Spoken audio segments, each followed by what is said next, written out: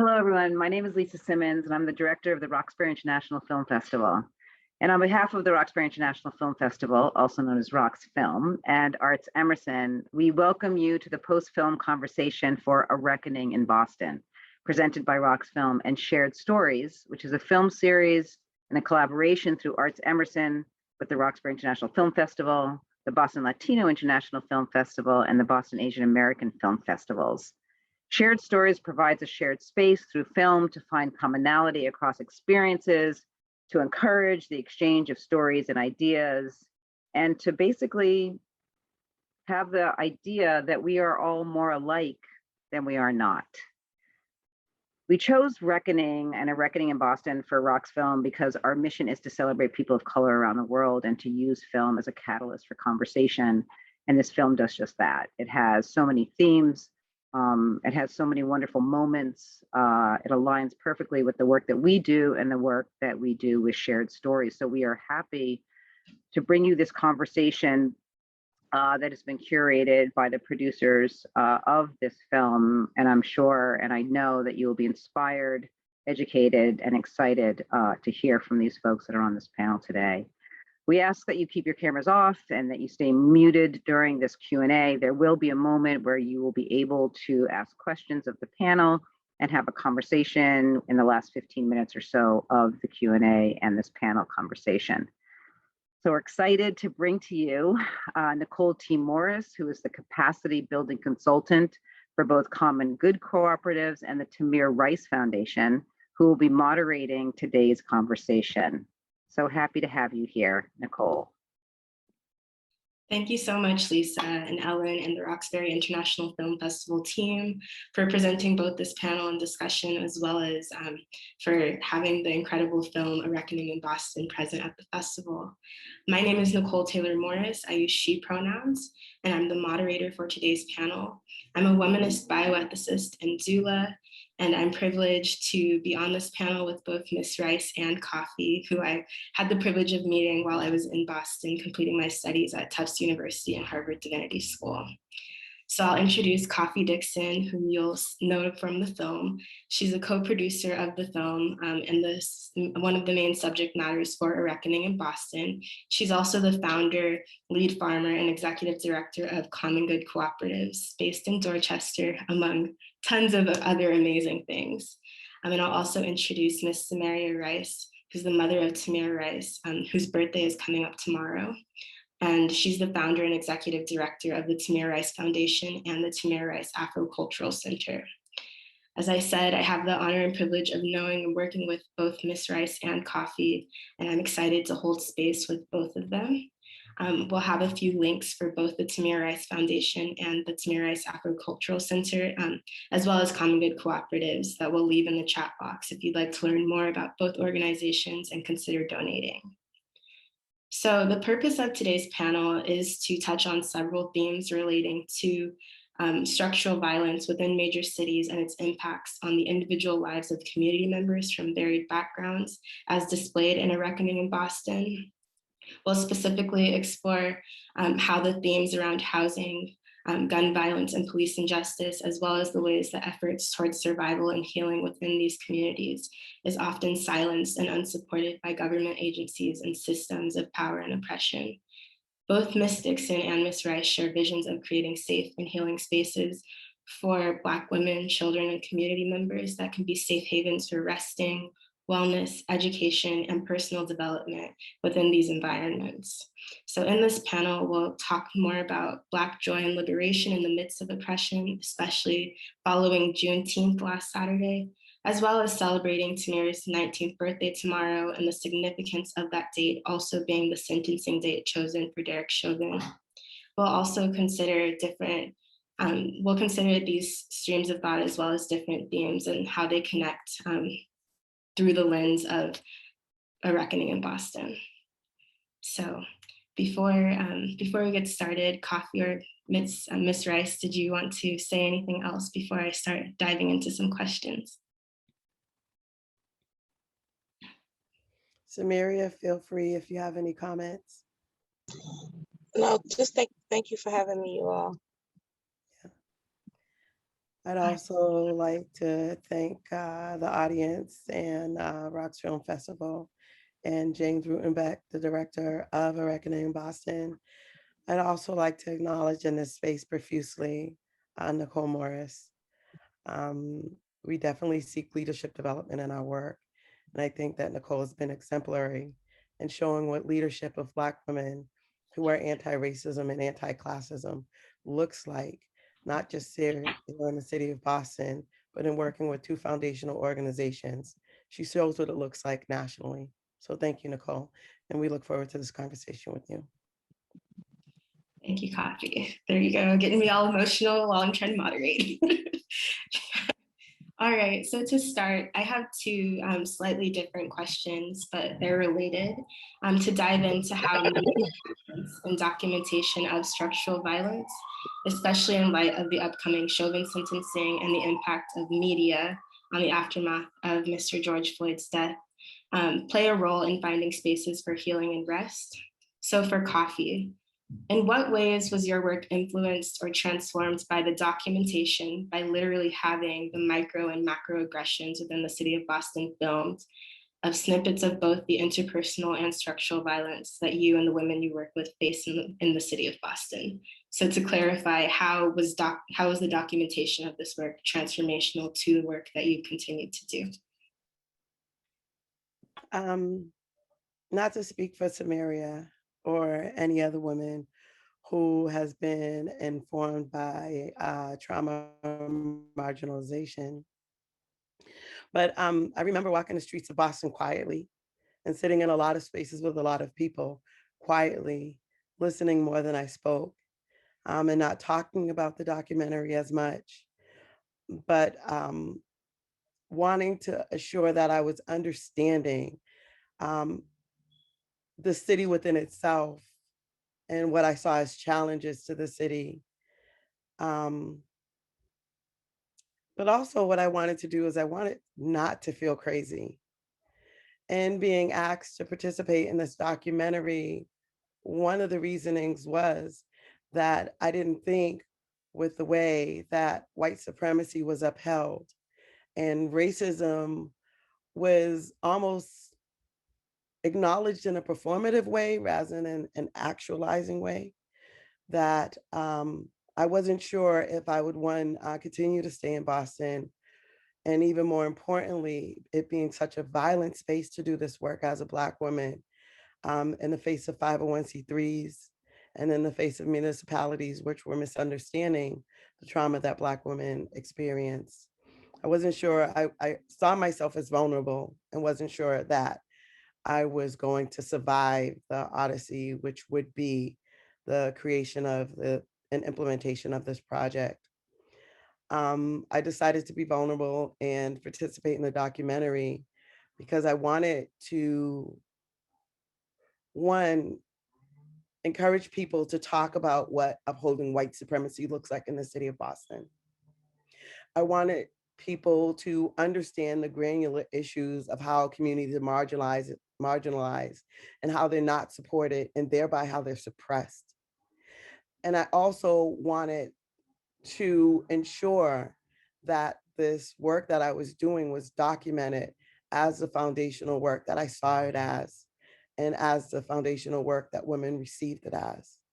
So the transformation was, one, in documenting the experiences where communities, marginalized communities, are suppressed to their own healing and liberation. And then documenting how many, and not just white, but how the two ills in our city of racism and classism uphold a white supremacist system and thereby create a self-fulfilling prophecy of the denial of our own liberation in one of the oldest cities in this country. So the transformation for me was in being able to be here at this moment with people like you, Nicole, with women like Samaria, and to be able to bring this conversation to the audience and to the community of Boston and ask us to interrogate ourselves in resolution to how that we come together and push back on situations that have been normalized. Thank you so much, Kafi, for really speaking to how transparency is necessary and bringing these stories to light allows for that conversation to happen. Similarly for you, Ms. Rice, with the widespread documentation of Tamir's death and his case and the following media presence that has gone on for you as a public figure, how has the presence of media and the continued documentation of the injustices that both Tamir faced and that you face as an organizer and as a CEO now, how does that documentation and media presence influence your work? To sum it up, so a little bit, let me see,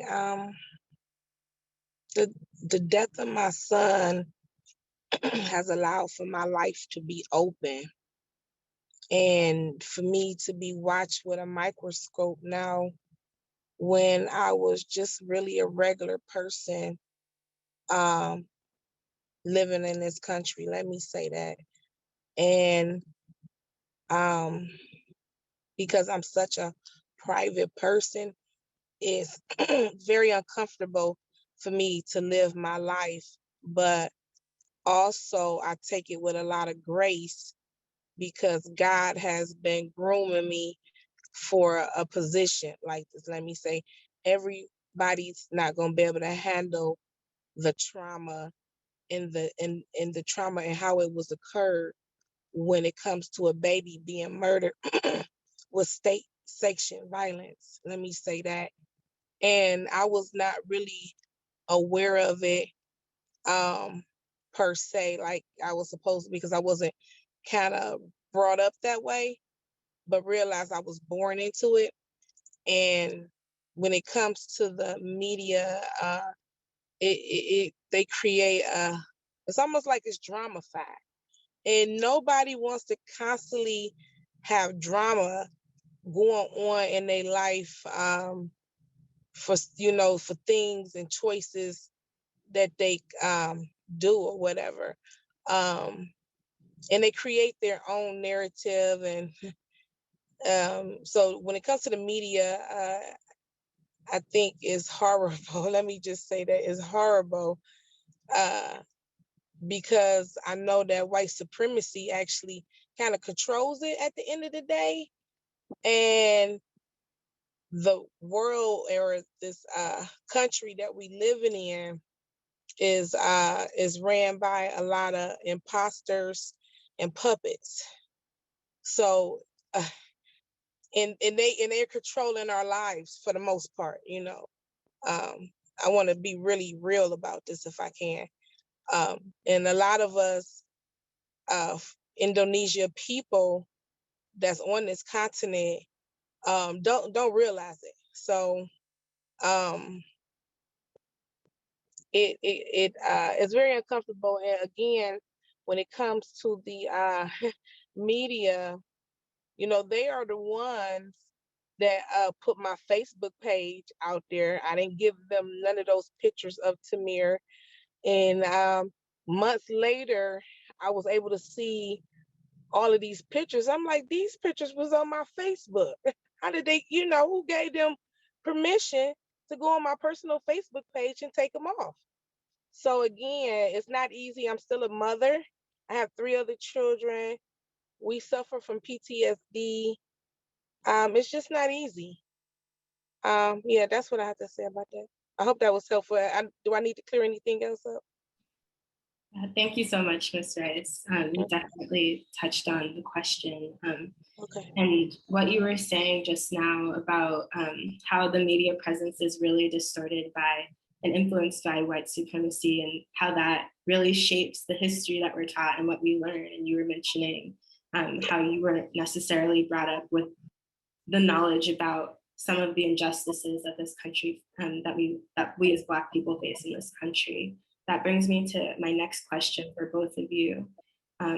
So in the film, Kafi, Carl, and James explore the ways that the projected history of the city of Boston, which is informed by that perspective of what we're told we should see versus the truth oftentimes, as well as their own backgrounds, really influences their experiences and perceptions of violence. So with Juneteenth and the implications of it becoming a national holiday, which is really more symbolic than with substance or opportunities for true liberation. What do you both view as true accountabilities from cities and government systems like those in Cleveland and in Boston that have done so much harm and have done so little to support efforts toward healing? Okay, let me just say, that's a good one. Well, you know what I say, they need to be paying reparations right now to each and every and last one of us. And what that looks like is, you know, what that looks like is basically, it's kind of hard. Let me explain a little bit. It's kind of hard because we're already free. We just don't know it. Okay, when the United States, let me point something out. When the United States have the American flag, quote unquote, that's a veterans flag. That red, white, and blue with the stars is a veterans flag. And then they have another flag that stands behind them that has a star, have a 5-point star, which is the Moor flag. And what people need to understand that we are already free. And we, when it comes to the council of this country, the sovereign, people. I hope I'm saying that right. And I hope I'm saying that right. This country is already ours. So, I think it's just about what people is really willing to do. When it comes to the nationalists of this. Let me say that, because what people don't understand, once you denounce that you are part of this corporation, you have to figure out how you're going to move through the corporation and things like that. Let me just say that. And that's what they are scared of, they are afraid of, because if you notice, when a Moor get pulled over by the police, they back off. And you all should really do your homework to understand why the police, imposters, okay, puppets, they back off. And there's a reason why they back off. So I'm just giving you all a little knowledge. So reparations, as they should give reparations, giving us land, wealth, with that economic schooling, they should, but I don't, the way that I'm looking at this, you all, it seems like, and I'm going to call it what it is, it's master been in control for over 401 years, and he will continue to be in control until we take it back. You know what I'm saying? And that's just the realistic that where I'm at, living at in my life right now, especially everything that I have endured. And I had to re-educate myself, because my father and my mother, they wasn't Black Panthers. So I didn't even know nothing about no Black Panthers or any of these organizations. I didn't know nothing about it. Especially how I had to grow up. Didn't ever think that I would ever be talking to any people from Boston, Cambridge, or even Harvard. I grew up in the street. So again, when you're traumatized in the way that I was traumatized, I can see it through a very, very different lens. I can see it. I'm already entitled to this. It's just about going through the process, and that's. I'm sorry, I got a little distracted. So so that's what I have to say about that. I hope I cleared that up. I kind of speak from a real lens, and things like that. I am convinced about what's going on because of the pain and the trauma that's going on with me. I'm convinced about. You have to really, I don't want to wish it on anybody, but if anybody's listening that's out there that has lost a child in the way that I have lost a child, I'm talking about a baby, okay, a baby. you all would probably see it in a different lens. And I had to put myself under different teachings from Malcolm X, Marcus Garvey. I had to understand who I was. You know, I had to understand who I am. I didn't even know who I was, but now I do. And now, you know, it's all type of problems and things that come with that. So it's fine. So I just want people to understand. Thank you. Thank you, Ms. Rice. And I'm sorry, I pressed the pause recording button while I was trying to click something else, but we should be back on. So Kafi, is there anything that you'd like to respond to in what Ms. Rice just shared about the importance of really educating ourselves and recognizing that we're already free? The baseline question was, what do you view as true accountability from cities and governments? But Ms. Rice really touched on a lot in relation to that. So however you'd like to respond. And thank you, Samaria, for your input on that question. The documentary talks a lot about what is it to be a city and the philosophy of a city. And we can parse that out by asking what it is to be a constituent, right? And one of the questions that I ask in the community is not how a community relates to the city, but how does the city relate to the community? And when I think about liberation, I think about autonomy. And when I think about autonomy, I think about design, right? Of space, right? Self-design of space that speaks to our needs in happiness and joy, and the perfection of physical, mental, and emotional health, but also in the face of the deficits, right? When I think about what does the city owe us, I can say through taxes as a constituent that we pay.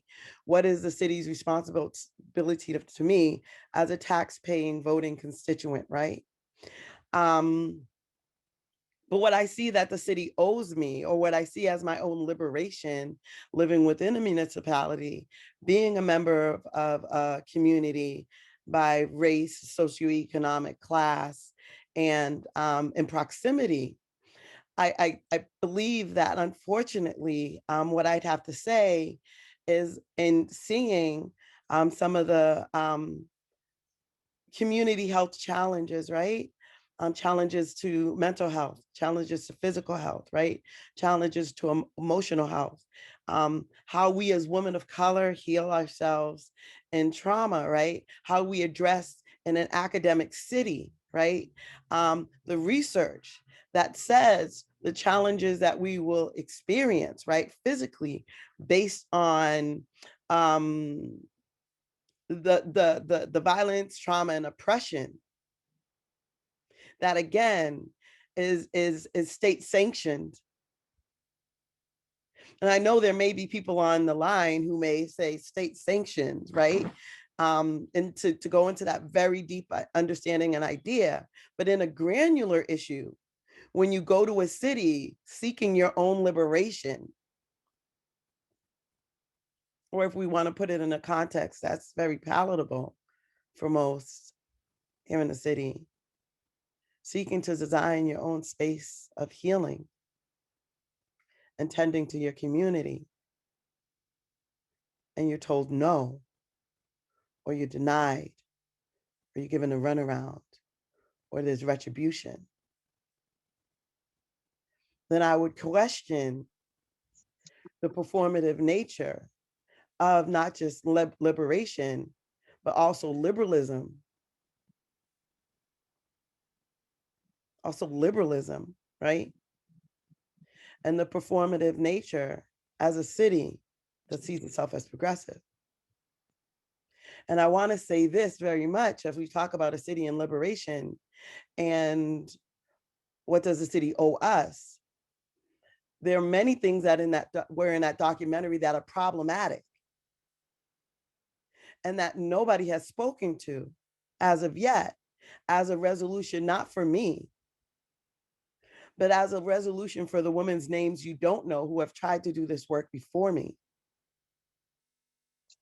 So as I think about liberation and I think about municipalities and I think about state sanctioned oppression, violence, and what we witness, I have to ask the question, how do we continue to exist under an administration or under a structure, which, as Dr. Professor Ona would say from Tufts School of Public Health, that is set forth towards our annihilation of not only our culture, but of communities we try to create for our own healing. I want to say something, Coffee. That was good. Nicole, what I have done out of my pain, out of my trauma, is invested in my community. And although my community is very broken and and really not aware, I'm hoping once everything get done that it will be pouring in with what I need to make the change in Cleveland. It shouldn't have to take for me, a mother, to invest in my community because I have one of the formulas of what Black liberation is. When Tamir was murdered, I had 2 children in school. You understand? And my all 3 of my, well, I have 4 altogether, and 3 of my children, they all have high school diplomas. So when you come out of poverty, coming out of poverty and being poor and on the system and stuff like that, that's not easy. A single parent, and having to go through what I went through with losing Tamir, and then my life just being thrown in the limelight. My life was, has been a roller coaster, and it has been a roller coaster since 2014. So, I just did what felt right and what made sense to me, and a way to give back to the community, to invest and want to see the children win. Because I put my children in positions to win. That's what I do, because I wasn't able to win as a child. You understand what I'm saying? I come from a very broken home. So when you talk about the community and things like that, that is the community that I grew up in. And again, just investing in my children is what I did. And when we went through that tragedy, I just had to make sure that I still was able to let them get a high school diploma so they can move to the next level in their life whenever they were ready. So, and all of that with this, with a white man's education, American white education, so that's what was important to me, and it still is. But my life has turned more into building Tamir's legacy, advocating, talking about police abolishing things like that. Like, at the end of the day, reform, it's a nice word to say, but at the end of the day, they are imposters and puppets. And we have to wake up and understand that some of these police officers that's walking around here, or government officials, they not even licensed to carry nothing. They're supposed to be peace officers. So if anybody want to go read their code of conduct in their state, see what a peace officer do, because that's what they are. They're not supposed to be walking among our country, our continent, with machine power. That's what they're not supposed to be doing. So again, that is one of the white supremacist ways of control, and they've been doing it for a very long time, from the slave catching days to now. They just come out and kill us, and nobody get in trouble at the end of the day. That's not a real world that we living in. Just know that that's not the reality of this. They need to build some jails for these police officers, get them out of our community, off our streets, start donating some of that money that they're spending up to build up their downtowns and invest in all type of stuff and build up our community as we well deserve. That's what they need to do. From the mayor, the council people, the Congress, and the governor. Absolutely. We deserve to live just like they live. We lived out in the suburbs, me and my children at one time. The high school looked like a college campus. Our schools don't look like college campuses in the ghetto. Okay? Our high schools, our elementary schools don't look like college campus in the ghetto, in a poverty poor neighborhood. Okay? So everybody in the world needs to see the dynamics from an urban community to a nice community and create the skills that folks need to learn how to take care of things and be appreciated more and things like that. We're like crabs in a bucket. You just got us in one place and everybody's trying to get out and nobody's trying to help. So the government owe more than reparations. Let me just say that. Thank you. I'd like to say one thing before we move on to the next question, Nicole. And again, thank you, Samaria. One of the things that we fail to do within our community, and I think what happens in Boston is that we profess to be progressive, as I've said, but with a lot of other cities, we still have the unfortunate same exact ills, right? Whether it's a city in Ohio or North Carolina, right?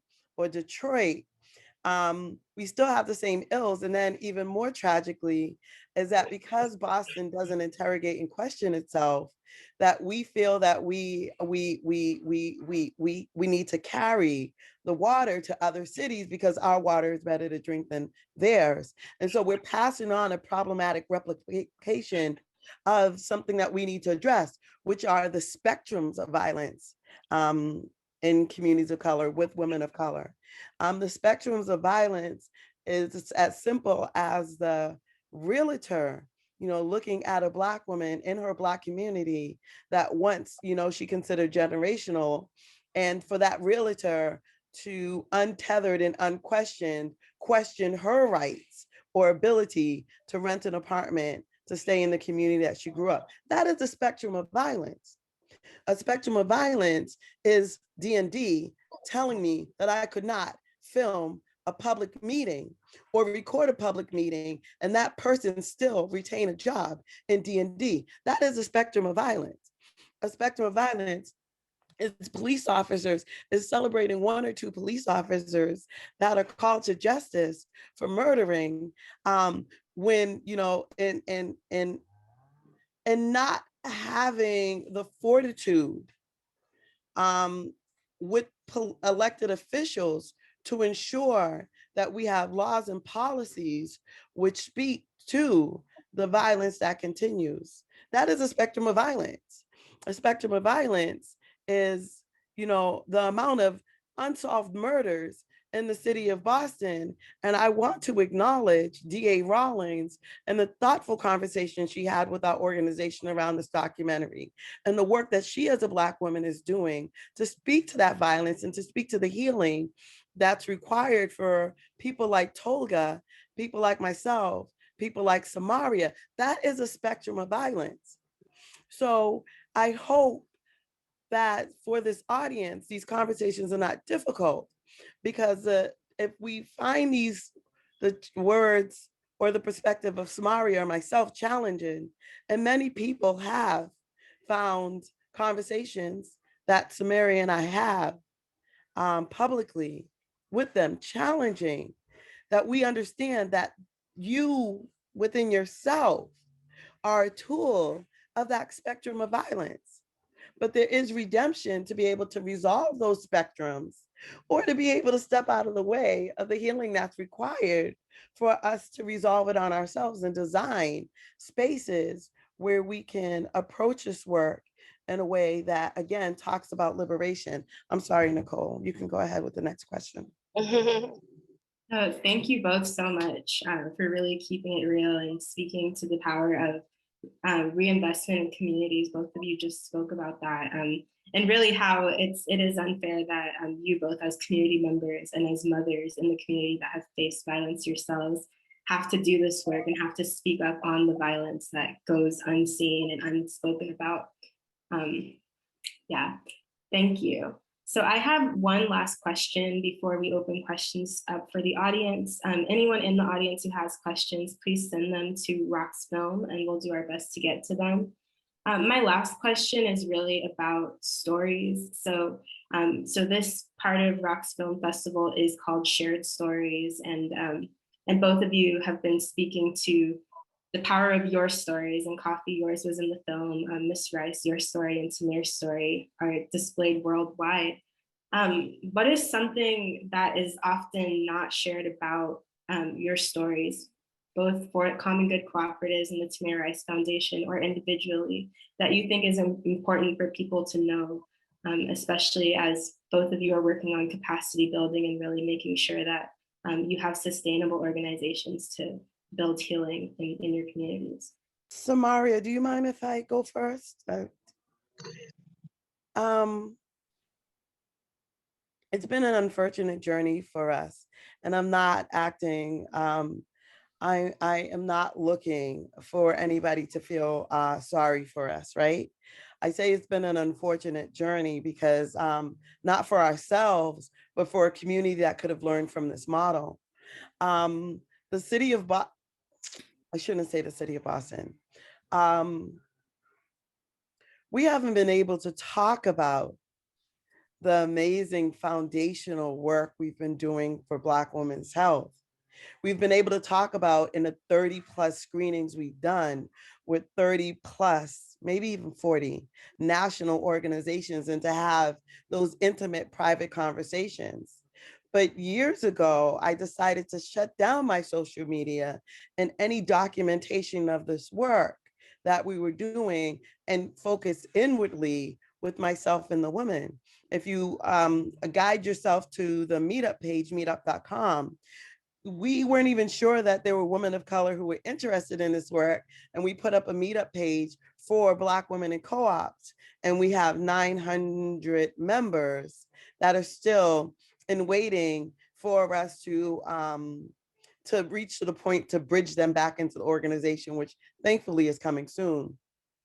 But the amount of pilfering and replication that went on in our intention to self-design communities of healing for the sake of either people's own reputations or for the sake of language for funding, the replication and pilfering of our work was heart-wrenching. And thereby, in order to make sure and assure that the women had the resources to shoot out of the gate, right? To launch from their platform into a space of innovation, we were forced to shut down our social media and, like the hush arbors of plantations, to do our work in silence with the help of people, again, like Nicole Miller and Dr. Ona and a few other very kind, gentle souls. And that was just to save the integrity of the project, to make sure that, and to ensure this was groundbreaking work. And I'm thankful to James. I'm thankful to Nolan Walker and Annie Hoffman and so many other people, Susan, who came through and said that this work deserved to be preserved. The integrity of this work deserved to be supported. And I wish that we existed in a space where the integrity and the support of the work is not pilfered and captured for the sake of innovation's sake, rather than for the sake of the health of Black women, right? That we would have been able to talk about this work and this model from inception to this point, and to talk about the foundational work with Tufts, to talk about the foundational work with Nicole and the work with death doulas and birth doulas, to talk about the foundational conversations nationally that we've had with organizations and women like Samaria to inform us on how we support and tend to women like Tolga. And there are a lot of people on this panel tonight and this audience that is familiar with me, and unfortunately unfamiliar with the work that I was doing while I was quietly sitting in the room. But it's, again, unfortunate that the work had to be hidden. So what I would share with this audience is to keep an eye on our co-op. Not only those 900 women who sit on that meetup, but the other women who have participated quietly in our programs around addressing trauma and mental health and emotional health.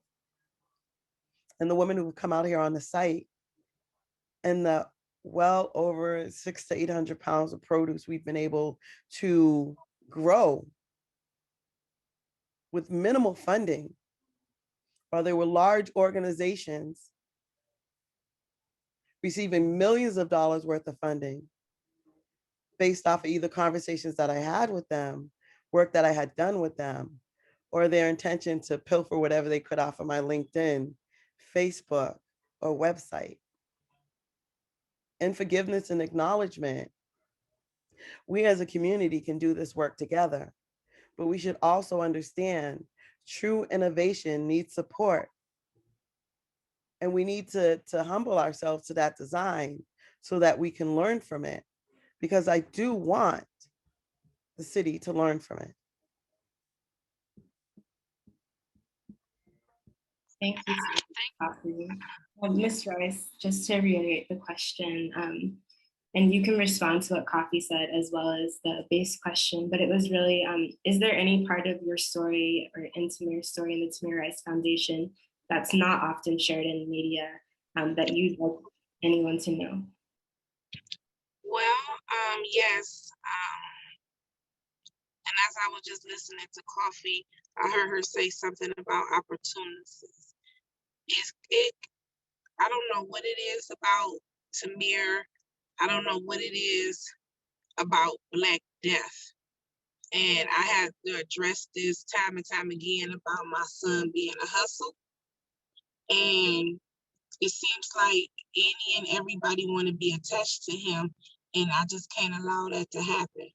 So it's a lot of opportunities that come my way. I had to make a post on Facebook today. They mad because I won't work with them, meaning that I won't let them take advantage of me, and I won't give them my son's dead money that they keep asking me for.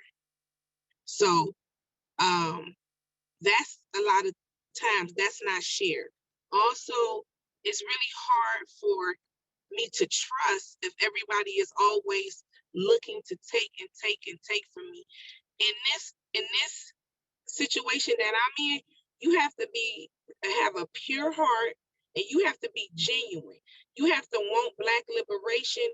And if that's what you don't want and that's not what you about, you cannot be around me. Okay, that's where I'm at. I do have principles. I am not difficult to work with at all. But at the end of the day, I'm Tamir's mom, and I'm always gonna be Tamir's mom, and I'm always gonna know what's best for my children. Period. And sometimes people have a hard time, understanding that. Not only do they be opportunists to the mom or to the dad, to the children too. So when you talk about the inseverity of people and them being sensitive and just having common sense to know what to say to me, sometimes they don't. A lot of times they call me, oh, you that boy's mother. Oh, you Trayvon Martin mother. Like, how disrespectful are people? I don't know what it is, But it's a lot of times that I just really try to be normal, and I cannot be normal. It's nothing normal about me. And I start after these 7 years, I'm getting the hang of it. I understand that I'm not normal, and sometimes God picks his chosen ones to do the work that he needs to be done. So that is a lot of times, that's not shared in the media. It's hard for me to trust folks because I don't know which bag they coming out of. And I do notice that sometimes when it comes to this white supremacy continent that we're on, they like to tell us anything. You can't just tell me anything. I have common sense. I have a brain. I'm allowed to ask questions. So my thing, if I'm coming to your establishment and I want to get some understanding and you're not willing to give it to me, I go through the chain of commands. I go all the way up to the supervisor, the general, the owner, the boss, whoever it may be. Because I just had an incident at the airport where I had to reach out to the owner of the airport. I had to reach out to the TSA because they had a disrespectful agent disrespected me. Okay. So again, there's a chain of commands that you have to follow, and I don't mind going through them because I'm smart. I know who to call. I know how to maneuver through certain situations. So it's a lot of things that do not get shared when it comes to me. Like they have me on the TSA checklist. Why do you have me on the TSA checklist? Like I'm the one that did something to the country. Okay, so anytime I'm traveling, I have to get stopped and checked for 2-3 hours and pat me down 4 or 5 times. Really? Okay. So yeah, and when it comes to the city of Cleveland, I know in the film, I seen a particular scene where Kafi was trying to get the garden going and the lot next to her house, and they were basically blaming her for them not following through. And I'm going through the same thing in Cleveland right now about my son's memorial. I didn't ask them for no money. I just needed to get approved, and I'm paying for my son installation memorial. We're paying for it. For me, the foundation, we're paying for it. In the city of Cleveland, it's just giving me the runaround and talking about some wording on the plaque. And they haven't donated anything. They just giving me a very hard time. My son deserved a memorial where he was murdered at, and that's what he's gonna have. So that's what I've been experiencing. And when I seen that scene, I'm like, oh my God, I'm going through the same thing. They always think they can just tell you anything. That's what some things that we go through when we're trying to get the doors open to do whatever we need to do in the community. They always like to put us off or hold up or don't get back with us and turn around and blame us. So I could definitely understand that. And also with my building, although it's getting built, like I told the architect and I told the contractor, hey, I said, if I was a white boy, my building had been up 2-3 months ago, probably last year. But since I'm a Black woman that's trying to get my building going for the city, for the children, you all want to give me a hard time. I ain't asking y'all for nothing. I just need y'all to get with the permits and the paperwork and everything I need. You know what I'm saying? So I could definitely relate, Kafi, to that scene, man. I said, wow. And yeah, so that's some things that don't get shared in the media, that a lot of my support comes out of the city of Cleveland. Cleveland don't really support me when it comes to certain things. They're more interested in protests and rallies, and so it's probably going to be 100 or 200-300 people tomorrow for Tamir's rally. Thank you. I appreciate y'all coming out, but the type of support I need is to get with these public officials, and I don't have to go in there by myself like I'm fighting for myself out here. So that's a lot of things that don't get talked about in the media. All of the work that I do in the community, and and it's just lack of support. very lack of support. Samaria, thank you for reminding me and bring that up, because I'm sitting here sitting in awe of you. And, and I think trying to be gentle in this space, right? Mm-hmm. And trying not to, the introvert in me doesn't want to talk about some of the experiences, but you're not even reminding me, but you're bringing me present to reminding me of why we need to talk about this in depth. In that scene, while I'm giving the runaround for the documentary, giving the runaround about the land, one of the things that people don't understand, and in these intimate conversations, I have to explain to them, to these organizations nationally, while you're asking me to fight for a piece of land, there are 2 buildings less than a quarter of a mile from me, who the city's given away those buildings to white organizations. Given a building, given buildings to an arts collective that doesn't do community engagement, and to another organization who is only supposed to be for youth, but they're trying to make it and turn into a public building that, again, replicates my work. While I'm begging for a lot to do community health with women, is at the same time that I have a neighborhood development corporation in my community who's actively decided that a co-op, Dorchester Food Co-op in my city, should go in the back door, less than a quarter mile, but behind our project, our cooperative project around food systems and health and wellness, right? I have a Main Streets Association who's deciding that they want to reach out to that co-op to do organizing in the backyard of this urban farm co-op, and thereby working against me, and the Main Streets being businesses, not understanding that by supporting that cooperative that could go anywhere in Dorchester, we couldn't get a lot anywhere in Dorchester, Roxbury, Mattapan. We were given this one because they wanted us to go away. We couldn't go, we didn't have our choice in our relationships within the city, and we weren't seen as a relationship worthy organization that we could have said as another co-op, I'd like to have our food co-op here. But someone has come up with a bright idea to put the co-op in our backyard, thereby again suppressing and marginalizing the work that we're doing, even on a basis as a for-profit or low profit entity, not understanding a Main Streets, not understanding that if you put a co-op in the backyard of this organization and the work that we're doing, that the city asks to be done. The state asks for food systems for Black women.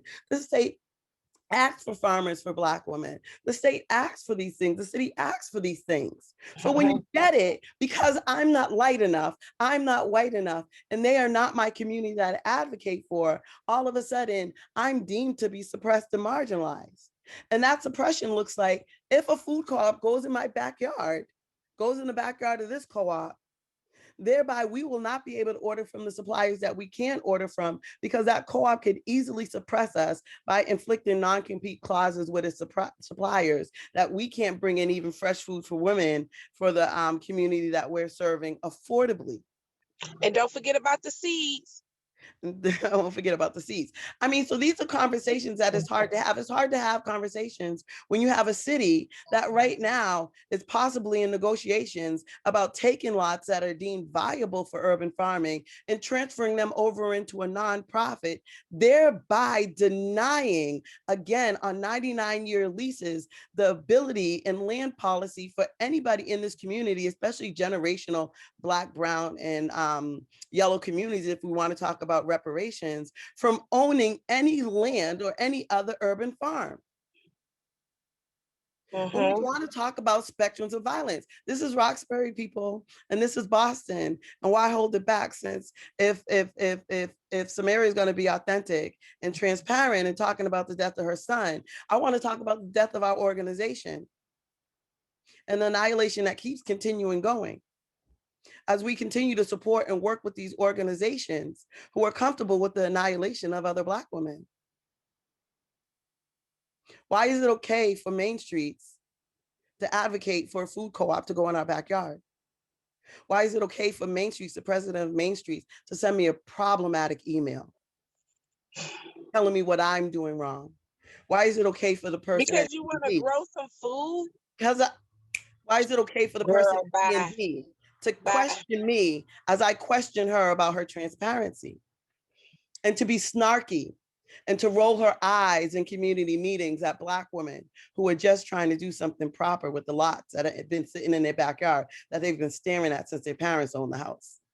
And these are things, why is it okay that no city councilor, with the exception of Michelle Wu, has bothered to come to a site with a meetup with 900 women sitting on there waiting to engage in cooperative works?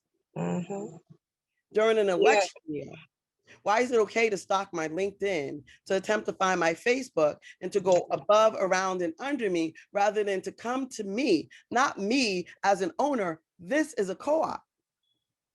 So you got things, right? When we talk about liberation and we talk about doing the work in the city, the catalyst is this documentary, and the catalyst is not anything for me. Kafi Dixon will be fine. I will go on to do my work. But when we talk about how do we create resolution-based city policies for the city in an election year, we have to fully understand what Samaria and Kafi are saying to you about the Tamir Rice Foundation and her intentions around a school and the intentions around an urban farm. Menino said before Article 89 was passed, farmers are good neighbors, and I quote. So what makes me a bad neighbor as a farmer?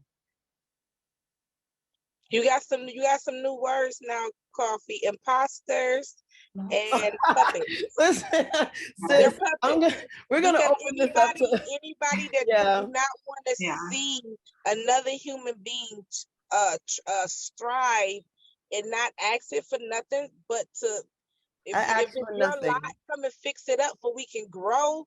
And if you're not gonna do it, let us fix it up.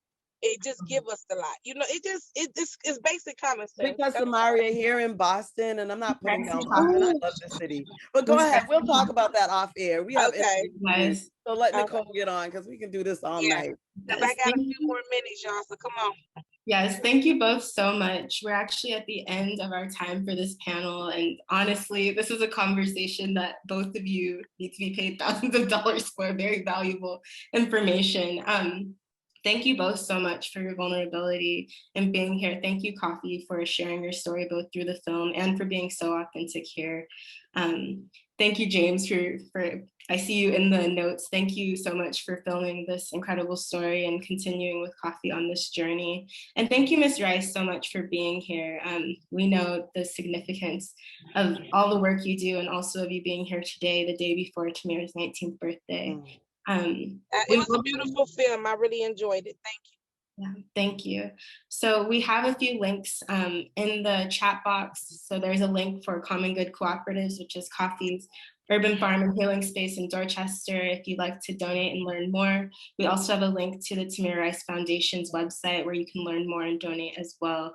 And please feel free to reach out to me if you'd like more information about either organizations. Thank you all so much for being here.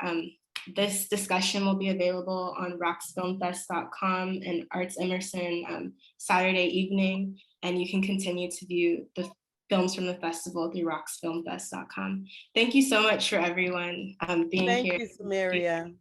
Thank you very much, Samaria. Thank you, James. Welcome. No, thank y'all for having me. Everyone, I don't know everybody's name, so thank everyone for having me. Thank y'all. You will, because this work around speaking for us as Black women will continue. And this is no shade to Boston. I love Boston.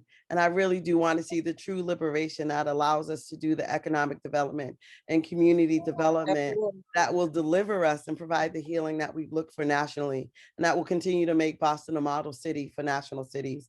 So Samaria, you'll be coming here one day and you'll be sitting out there eating some spinach and eggplant with me. Sis, guaranteed, okay? All right. So are we doing Q&A questions or what? No, that's all for tonight. Y'all are listening. It was awesome.